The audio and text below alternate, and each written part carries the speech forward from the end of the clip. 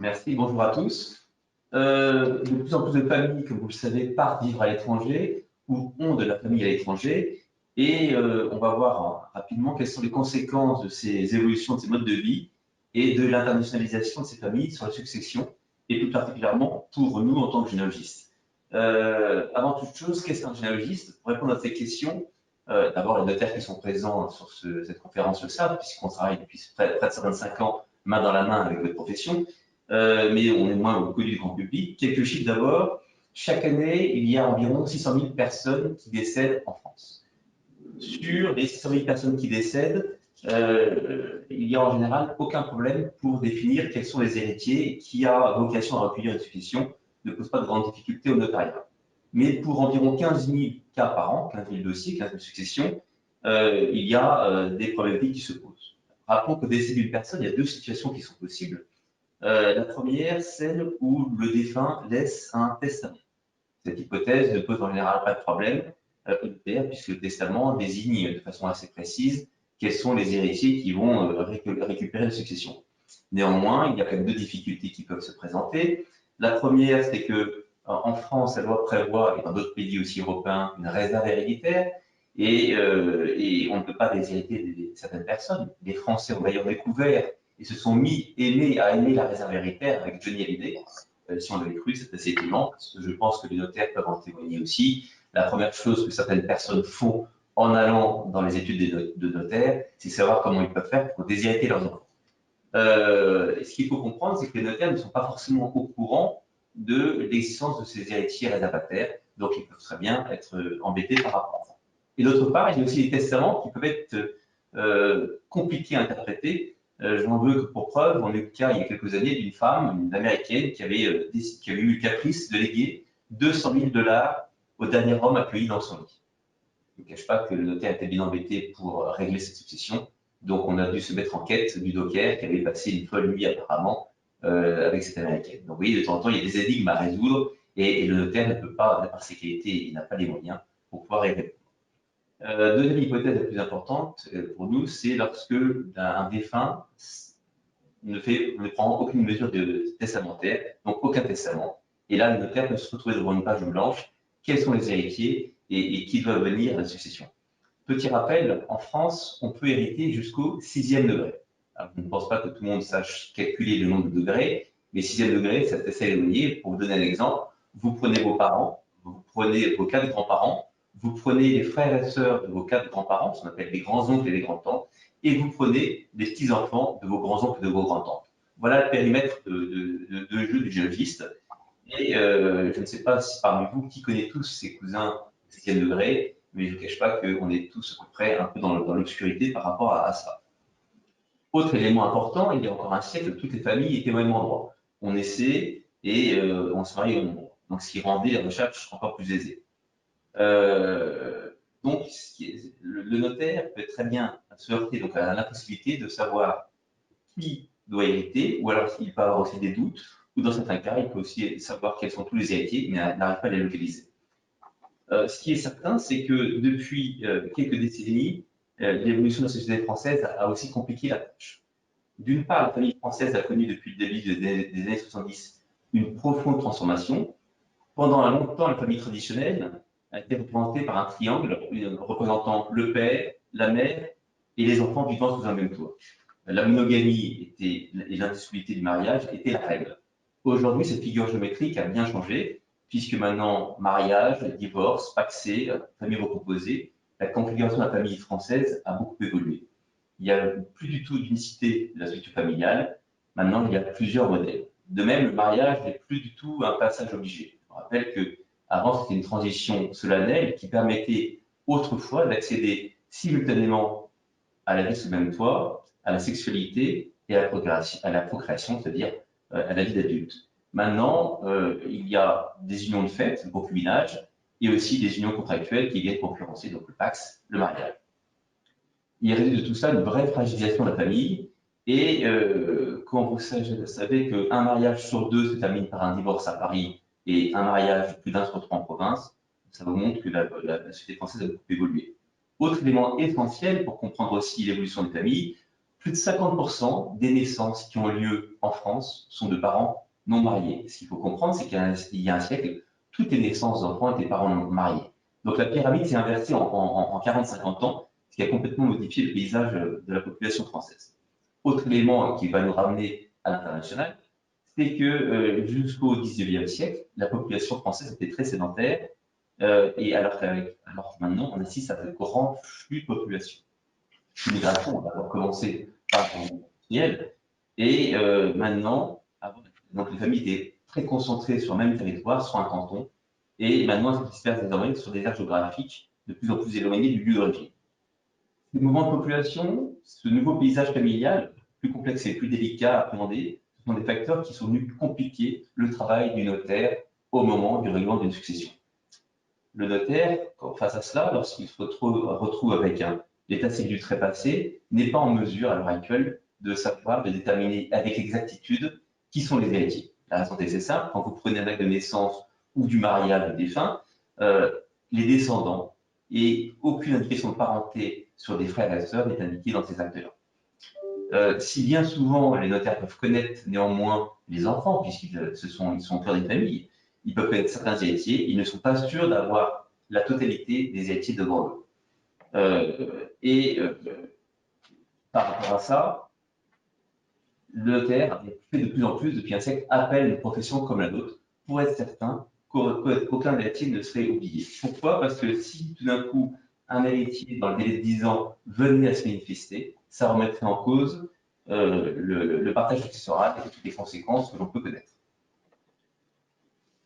Alors, notre territoire, donc, par rapport à il y a un siècle, on n'était amené qu'à faire de la recherche qu'en France. En effet, rares étaient les familles qui avaient des parents à l'étranger. Avec le fait que les gens bougent de plus d'un dossier sur 4 à l'heure actuelle nous amène à effectuer des recherches hors de nos frontières. Avant, on se mariait et on avait des enfants dans la même région. Nous faisions, aller autour de lieux, 5 lieux maximum pour aller chercher sa compagne. L'étranger, c'était pourquoi? C'était pour un bourguignon qui fait déposer une picarde.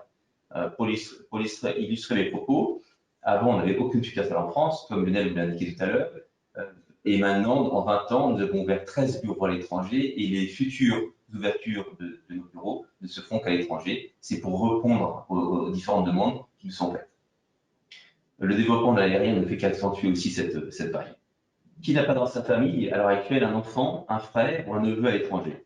35% de nos demandes à l'heure actuelle sont des recherches d'enfants ou de frères et sœurs ou de neveux et nièces.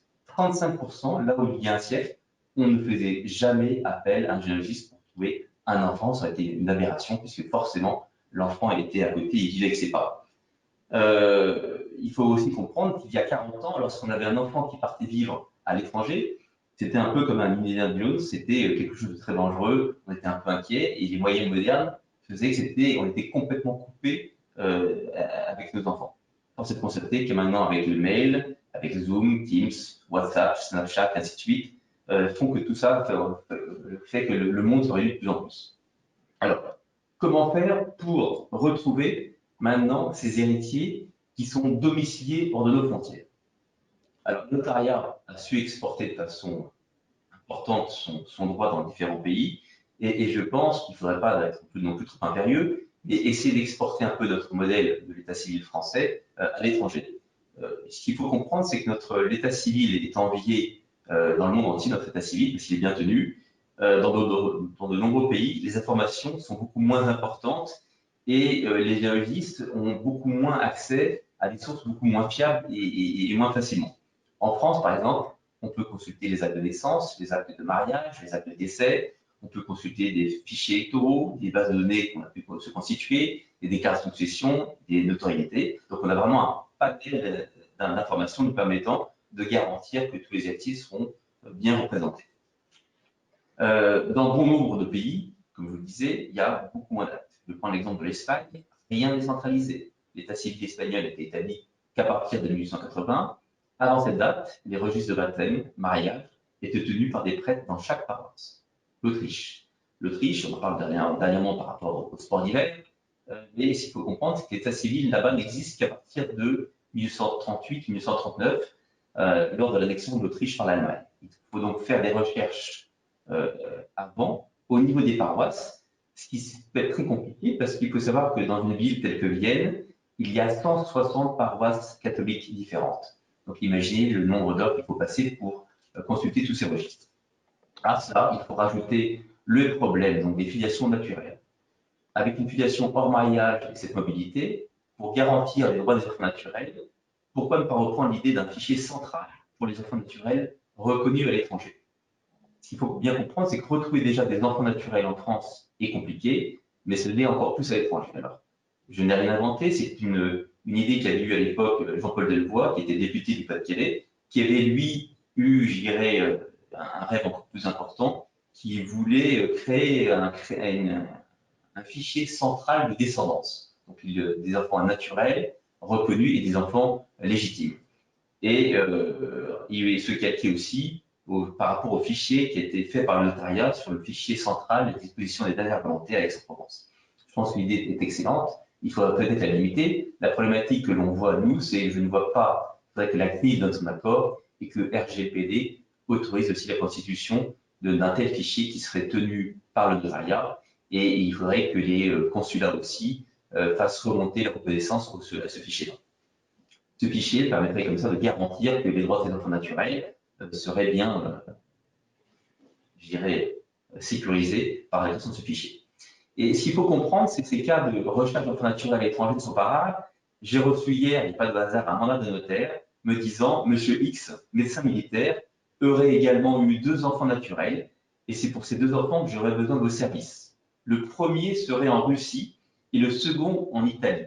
Ils auraient été reconnus par le défunt, mais je n'ai à ce jour pas d'autres éléments. En conséquence, je vous mandate pour effectuer toute recherche concernant les enfants naturels de Monsieur X. » Je ne vous cache pas que c'est à nous maintenant de reconstituer la carte du temps de ce médecin militaire.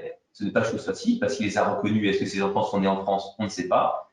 Ils seraient apparemment soit en Russie, en Italie, mais est-ce qu'ils sont nés là-bas? On ne sait pas non plus. Est-ce qu'ils ont été reconnus? On ne sait pas. À nous de faire de recherche. Imaginez, pour un médecin militaire, il a dû être dans différents lieux, sa garnison a dû pas mal se déplacer, donc on va devoir faire des recherches sur un périmètre qui n'est pas tout à fait déterminé. L'avantage que l'on a, c'est que comme ils sont bien suivis pour ce type de profession, on est moins à risque que pour d'autres. Autre problème que pose l'internalisation des familles, c'est le règlement européen. Comme le disait le député, le sénateur Cadix, il y a un règlement aussi qui s'opère, qui a été mis en place en 2015 et qui a profondément modifié, la pratique notariale et pour nous aussi nos recherches. Ce règlement, sans entrer dans le détail, a permis de choisir à une personne de régir l'ensemble de sa succession, soit par rapport à son état, soit par rapport à son domicile. Et ce règlement a des incidences pour nous importantes en fonction de la loi choisie, puisque l'ordre des héritiers ne sera pas le même et la quote-part non plus qui reviendra à certains héritiers ne sera pas la même en fonction de ce qui va être choisi par l'héritier. Par exemple, en Italie, la réserve est en nature, alors qu'en France, elle est en valeur. Et la quote-part qui revient aux héritiers réservaires n'est pas la même non plus. Autre exemple, un monsieur de nationalité française qui résidant actuellement à Madrid, qui vient consulter par an Maître Gabriels. Il possède un appartement à Strasbourg, ça c'est pour Jacques, des comptes bancaires en Espagne et une maison en Andalousie. Soit il choisit la loi française pour régir l'intégralité de sa succession, soit il n'effectue rien, il aucun choix de loi, auquel cas sa succession sera régie par la loi de sa dernière résidence habituelle, en l'espèce, ça sera l'Espagne. Ce qu'il faut comprendre, c'est que si ce monsieur décède sans faire de testament et qu'il n'a pas d'héritier au 4e degré, l'État espagnol qui va hériter de la totalité de son patrimoine. À l'inverse, si ce monsieur français opte pour la loi française et qu'il n'a pas fait de testament et qu'il a des héritiers au 5e ou au 6e degré, ce sont ces héritiers au 5e ou au 6e degré qui pourront hériter. Ce qu'il faut comprendre, c'est que pour ceux qui ont des enfants, je vais revenir sur les 2 points que j'ai évoqués, pour ceux qui ont des enfants naturels reconnus, je ne peux que les inviter à aller voir leur notaire et à faire en sorte, tant que ce fichier n'a pas été créé, et j'en doute malheureusement, c'est de faire ce qu'on appelle nous la méthode jargon, la méthode Mitterrand, c'est de reconnaître un enfant par voie testamentaire ce qui donnera la certitude qu'à l'ouverture de sa succession, les droits de l'enfant naturel reconnus seront connus de tous. Autre aussi conseil qu'on peut donner, parce que je crois que le but c'est aussi de formuler des vœux et des conseils, c'est pour un Français qui vit à l'étranger, il est urgent pour eux de prendre l'attache de leur notaire pour voir en fonction de leur situation personnelle et en fonction de leur patrimoine aussi, quelle loi choisir. Comme je vous l'ai expliqué, en fonction de la loi pour laquelle ils vont opter, l'impact sur la succession sera complètement différent.